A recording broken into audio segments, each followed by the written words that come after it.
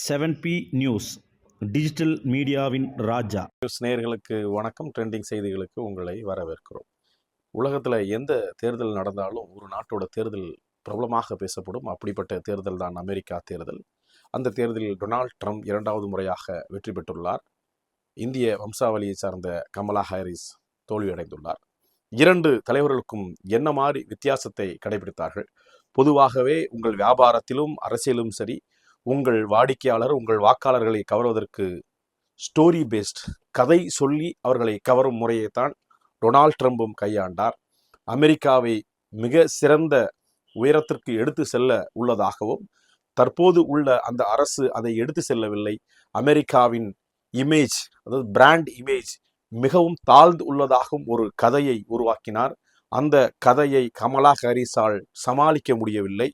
ஏன் தற்போதைய காலத்தின் அச்சத்தையும் எதிர்காலத்தின் கேள்வியையும் வைத்த ட்ரம்ப் நடுத்தர மக்கள், ஏன் இந்தியாவிலும் நடுத்தர ஓட்டர்கள் தான் குறிவைக்கப்படுவார்கள், ஒர்க்கர்கள், அன்றாடம் கூலி வேலை செய்யக்கூடிய மக்களுடைய ஓட்டு பெரிதாக இந்தியாவிலும் பார்க்கப்படும், அமெரிக்காவிலும் பார்க்கப்படும். அப்படி 2 ஓட்டுகளையும் குறிவைத்தார். அதன்படியே வெற்றி பெற்றார்.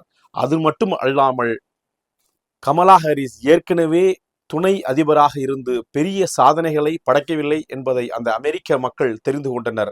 ஒருவேளை இவர் அமெரிக்க அதிபர் ஆனால் எப்படி ஒரு மிகப்பெரிய பிரம்மாண்ட அமெரிக்காவை உருவாக்குவார் என்ற அந்த நம்பிக்கையை கமலா ஹாரிஸ் கொடுக்க தவறினார்.